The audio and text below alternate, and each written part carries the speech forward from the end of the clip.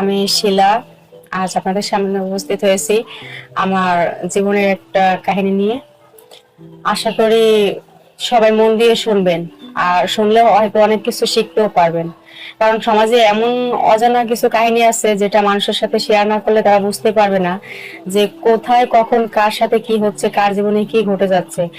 আর সামনে অন্যজনের জীবনে এমন কিছু ঘটতে পারে, এমনও তো হতে পারে। তো আমি মনে করি যে সবাই আমার কথাগুলো একটু শুনবেন প্লিজ। আমার বিয়ে হয়েছে আজকে 3 বছর হলো, কিন্তু আমার স্বামী বাহিরে। আমার স্বামী আমার বিয়ে করার আগে বাইরে ছিল। বাইরে থেকে আসার পরে যখন আমার সাথে বিয়ের কথা ঠিকঠাক ফাইনালি হয়, তখন আমার বাবা মাকে বলে যে বিয়ে করার পরে আমি আর বিদেশে যাব না। আর তখন আমার বাবা মা রাজি হয়, রাজি হয়ে আমাকে বিয়ে দেয়। কিন্তু বিয়ে দিলে কি হবে, বিয়ের পরে মাত্র 3 মাস আমার স্বামী দেশে ছিল আমার সাথে। 3 মাস পরে বলতেছে যে দেখো বিয়ে করছি, সামনে ভবিষ্যৎ আছে, টাকা পয়সার দরকার, আমি বাইরে থেকে আরেকবার ঘুরে আসি। তখন আমি বললাম যে এতদিন একা ছিলে, একটা ভাব ছিল, এখন তো আমি তোমার বউ, আর আমি তোমার কাছে থাকতে চাই, আমি এইভাবে তোমাকে দূরে রাখতে পারবো না। তখন আমাকে বোঝায় যে শুধু আমি থাকলে তো হবে না, জীবনে টাকা পয়সার দরকার আছে, তুমি আমাকে অনুমতি দাও, আমি বিদেশে যাব। পরে আমি বুঝতে পারি যে শুধু তো ভালোবাসলেই হবে না, ভালো যদি থাকতে হয় তাহলে টাকা পয়সারও দরকার আছে, এটা সবার জীবনে দরকার। তখন ওর কথা মতো আমি ওকে সুযোগ দিই যে ঠিক আছে তাহলে তুমি বিদেশে যাও, আর সবসময় আমার সাথে যোগাযোগ রাখবা, কখনো জানি আমাকে ভুলে যাও না। কারণ অনেকেই তো আছে যে বিদেশে যাওয়ার পরে ওই যে সুন্দরী মেয়ে দেখলে বাংলাদেশে যে বউ আছে সেটা তারা ভাবতেই চায় না। তখন আমার স্বামী আমাকে খুব আদর করে এবং বোঝায় যে দেখো তুমি ছাড়া আমার জীবনে আর কেউ নাই, আমি খুব তাড়াতাড়ি ফিরে আসবো, তুমি দেশে থাকো। পরে আমি ওনাকে অনুমতি দেই যে ঠিক আছে তুমি যাও। ও কি করে 3 মাস পরে আমাকে রাইখে আর বিদেশে চলে যায়। চলে যাওয়ার সময় বাবা আমাকে বলে যায় যে তোমাদের বৌমাকে দেখে রাখো, জানি কোনো মানে সমস্যা না হয়, কোনো অশ্লীল চলাফেরা না করে। আমার শাশুড়ি খুব ভালো ছিল, বলছে না বাবা, ও তো সাধারণ ঘরের মেয়ে, আর কথা মতোই চলবে, সেটা দেখলেই বোঝা যায়। পরে ওইভাবে বোঝায় শুনে আমাকে রাখে বিদেশে চলে যায়। যাওয়ার পরে রেগুলারই আমার খোঁজ খবর নিত, সবকিছু করতো। কিন্তু আমি একটা কথা বুঝতাম না যে ওর সাথে বিয়ের পরে যে আমার মেলামেশা হয়েছে, আমরা একসাথে ছিলাম, ও আমাকে কতটা ভালোবাসতো, ওই জিনিসটা আমি ভুলতে পারতেছি না। ওইটা শুধু আমার ভিতরে বারবার জাগতেছে। মানে একটা পুরুষ মানুষের যে আদর, ওই জিনিসটা বারবার আমি চাচ্ছি। কিন্তু ওকে আমি বলি, ফোনে বলি, বললে কি হবে, ও তো অনেক দূরে, আমি অনেক দূরে, ও শুধু মুখের ভালোবাসা দিয়ে আমাকে রাখতেছে যে আমি তো আবার আসতেছি, একটু তো কষ্ট করো। তখন আমি ওর কথা শুনি। শোনার পরে এক পর্যায়ে আমি এক সময় আমার বাবার বাড়ি বেড়াতে যাই। যাওয়ার পরে আমার যে ওই কলেজের ফ্রেন্ড গুলো ছিল ওদের সাথে দেখা হয়। দেখা হওয়ার পরে আমাকে বলে যে তুই তো বিয়ের পরে আমাদেরকে ভুলে গেছিস, তো আজকে একটা পার্টি আছে, তুই কিন্তু ওখানে আসিস। তখন আমি খুব খুশি হই যে এতদিন মনটা খারাপ ছিল, স্বামী বিদেশে চলে গেছে, ওদের সাথে যদি আজকে যাই তাহলে একটু এনজয় করতে পারবো। তখন ওদের সাথে আমি যাই ওইদিনকে রাত্রে। যাওয়ার পরে সবাই মিলে আড্ডা মাড্ডা দেই, মানে এক কথায় ওদের সাথে যখন আমি মিশে যাই তখন আমার ওই জিনিসটা মনে পড়ে যায় যে স্বামীর যে ভালোবাসাটা। তখন ওদের সাথে আমি ওসব শুরু করে দিই। আর ওরা মানে সুযোগের সৎ ব্যবহার, আমাকে পায়ে খুব খুশি। এক কথা, যা খুশি তাই করতেছে, আমরা এনজয় করতেছি। করতে করতে তখন আমি আমার স্বামীর আদরের কথা ভুলে গেছি, ওদের আদর নিয়ে আমি মাইতে আসছি যে ওরা আমাকে আদর করতেছে, বেশি ভালোবাসতেছে। তখন ওই স্বামীর সাথে যে জিনিসটা করছে, আমি ওদেরকে বলতেছি কি আসলে আমার না ভালো লাগতেছে না, তোরা আমার সাথে এইভাবেই চল। পরে ওরা সুযোগ পাচ্ছে, সুযোগ পেয়ে বলতেছে যে এটা আগে বলবি না। বলার পরে ওরা আমার সাথে ওরকমটাই করছে। করার পরে আমি মানে খুব তৃপ্তি পাইছি যে আসলে স্বামী এতদিন চলে গেছে, কাউকে পাইছিলাম না, ওরা তো আমার আগেরই বন্ধু, আর এখন তো আরো বেশি মনের মতো হয়ে গেছে, ওদেরকে আমি ভুলতে পারবো না। এরকম করতে করতে তখন আমি মাঝে মধ্যে শ্বশুর বাড়ি যাওয়ার পরে বলতাম ওই শাশুড়িকে যে আম্মা আমি একটু আমার বাবার বাড়ি যাবো। তখন বলতো যে এত বারবার কেন যাও। আমি বলতাম দেখেন আপনার ছেলে তো বাড়িতে নাই, তো আমি আর এখান থেকে কি করব, আমার বাবার বাড়ি গেলে আমার মনটা ভালো লাগে। কিন্তু আমি তো যাইতাম ওদের সাথে দেখা করার জন্য, ওদের সাথে মেলামেশা করার জন্য, ওটা ওরা বুঝতো না। আমি ভাবতাম যে এগুলো যদি আমার শ্বশুর বাড়িতে করি তাহলে হয়তো ধরা পড়ে যাবো, গ্রামের লোকে উল্টাপাল্টা কিছু বলবে। আর আমার বাবার বাড়ি তো নিঃস্বাধীন, আমি ওইখানে যেভাবে চলি না কেন কেউ কিছু বলতে পারবে না।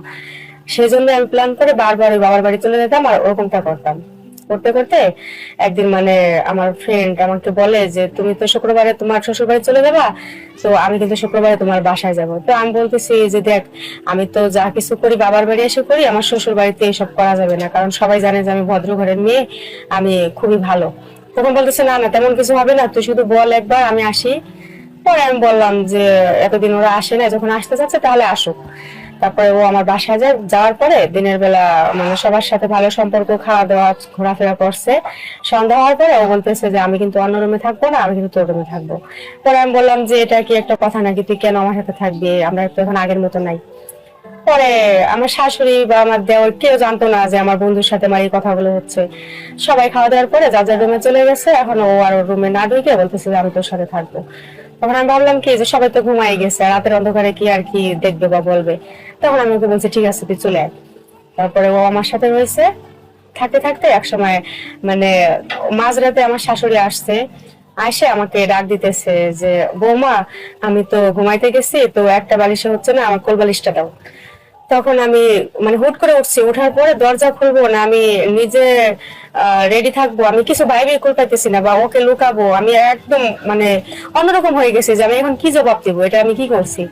আর আমার শাশুড়ি তো বাড়ি থেকে শুধু বারবার ডাকতেছে আর বলতেছে যে বৌমা কি হলো, তাড়াতাড়ি দরজা খুলো দরজা খুলো। পরে আমি শাড়িটাকে ঠিক করে ওকে খাটে নিচে লুকাই দিয়ে বলতেছি আম্মা দিতেছি। এই কথা বলার পরে উনি আসে বলতেছে যে এত দেরি কেন, তুমি তো মানে যাই গিয়েছিলা, তাহলে দরজা খুলতে দেরি কেন হলো। বললাম যে আম্মা আমি আপনার ডাক শুনতে পারি। বললো তুমি তো প্রথম ডাকে আমার সাড়া দিছো, তাহলে কেন দরজা খুলতে দেরি হলো। পরে বিছনা টিছনা আইলে চলে দিকে উনি একটু সন্দেহ করলো। পরে দেখতেছে যে খাটে নিচে আমার ফ্রেন্ড ওখানে আছে, ওর রুমে নেই। তখন আমার শাশুড়ি এক পর্যায়ে মানে রাইগে গেছে, রাইগে যে ওকে ডাইকে আনছে, আইনে একটা থাপ্পড় দিয়ে বলতেছে এটা তুমি কি করছো, এটা যদি সমাজ জানতে পারে তাহলে কি হবে। পরে ও মাপ টাপ চাইলো যে আন্টি সরি, ভুল হয়ে গেছে, এরকম হবে না, আসলে বুঝতে পারি না, এটা মানে কাউকে বললেন না। এই কথা বলার পরে আমার শাশুড়ি মানে কাউকে জানায় নাই, যে জানালে তো মান সম্মান তাদেরই যাবে, আমি তাদের ঘরের বউ। তারপরে ওকে ঘর থেকে বের করে দিচ্ছে যে তুমি তোমার রুমে চলে যাও। পরে ও রুমে চলে গেছে, আর বাড়াবাড়ি করে নাই। পরে আমার শাশুড়ি আমাকে বোঝাইতেছে যে দেখো ছেলে বাড়িতে নাই সেটা আমরাও বুঝতে পারি, কিন্তু তুমি এটা কেন করতেছো, বাইরের লোকজন কেন ঘরে ঢোকাইতেছো। তোমার যদি প্রয়োজন হয়, তোমার তো বাড়িতে লোকজন আছে, তুমি তো তাদের সাথে মিশতে পারো, তাহলে তুমি বাইরের তো লোকজন আনার দরকার করে না। পরে আমি বললাম যে আম্মা এটা আপনি কি বলতে চান, আপনি আমাকে বুঝাই বলেন। এখন বলতেছে যে আমার তো দুইটা ছেলে, বড় ছেলে না হয় চলে গেছে, ছোট ছেলে তো বাড়িতে আছে, তুমি চাইলে তার সাথে করতে পারো, তুমি কেন বাইরের লোক আনো। তখন আমি বললাম যে আম্মা এটা কি ঠিক হবে। উনি বললো যে তুমি যেটা করছো এটা কি ঠিক হবে, তুমি যেটা করছো এটা কিন্তু আসলে মাইনে নেওয়ার মতো নয়, কারণ সে বাইরের ছেলে। তুমি যদি করতে চাও তাহলে তুমি বাড়ির মানুষের সাথে করো, আর আমার নিজের ছেলের সাথেই করো, তো তোমার দেওয়ার হয়তো পর কেউ না। তখন মানে আম্মার কথা আমি একটু অন্যরকম হয়ে যায়, যে আসলে এত ভালো শাশুড়ি দুনিয়াতে আছে, যে আমার বন্ধুর সাথে আমি অন্যায় করছি সেক্ষেত্রে সে আমাকে কিছু না বলে সে আমাকে একটা রাস্তা বের করে দিছে, যে আমি মেয়ে মানুষ মানে ভিতরে কথাটা বলতে পারতেছি না বা সহ্য করতে পারতেছি না। পরে উনি আমাকে ওইভাবে হেল্প করে, আর আমি আমার দেওয়ার সাথেই থাকি। আর এই কথাটা আমি আমার স্বামীকে একবারে বলি নাই যে দেখো তুমি দেশে নাই, আমি কিন্তু তোমার ভাইয়ের সঙ্গে আছি, বা ও আমাকে ভালোবাসে, আমার সাথে থাকে। শুধু আমার শাশুড়ি, আমার দেওর আর আমি জানি। তো এখনো আমি এইভাবে চলতেছি আমার শাশুড়ির সাথে, মানে ওনার কথা মতো। আর উনিও জানে যে আমি আমার দেওরকে ছাড়া কিছুই বুঝি না। এরকম করতে করতে এই যে এই নতুন বছরে আমার হাজবেন্ড বাইরে থেকে চলে আসছে।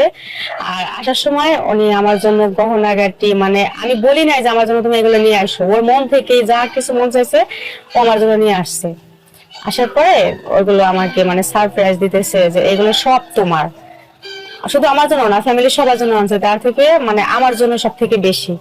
আর ওইগুলো দেখার পরে আমি মানে আশ্চর্য হয়ে গেছি যে আমার হাজবেন্ড আসলে আমাকে এত ভালোবাসে। হয়তো এতদিনও শুধু আমার কাছেই ছিল না, কিন্তু আমার জন্য ও টাকা ইনকাম করতে গেছে, গহনাগাটি নিয়ে আসছে, শাড়ি কাপড় নিয়ে আসছে। তো একটা মানুষ কতটা ভালোবাসলে এত কিছু করতে পারে, ও তো চাইলে আমার জন্য জীবন দিতেও পারে। আর আমি কি করলাম, আমি নিজের একটু মানে যৌবন সেটাই আমি ধরে রাখতে পারলাম না, একমাত্র লোভে পড়ে গেছিলাম যে ওর সাথে যে জিনিসটা আছে ওটা আমি ভুলে থাকতে পারছিলাম না, যার কারণে আমি ওর সাথে মেলামেশা করছি। আর শেষ পর্যায়ে ওর ভাইকে মানে স্বামী হিসাবেই ধরে নিয়েছিলাম, যে ওর ভাই মনে হয় স্বামী, ও আমার কিছুই না।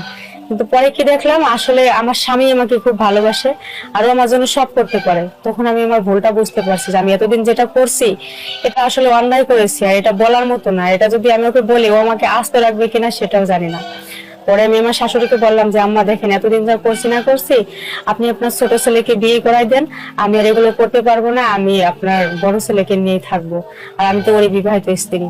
তখন আমার শাশুড়ি আমার কথাটা বুঝতে পারে আর বলতেছে যে এগুলো যা কিছু হয়েছে না হয়েছে তুমি কিন্তু তোমার স্বামীকে বলো না, এগুলো আমাদের ভিতরে সীমাবদ্ধ থাকবে।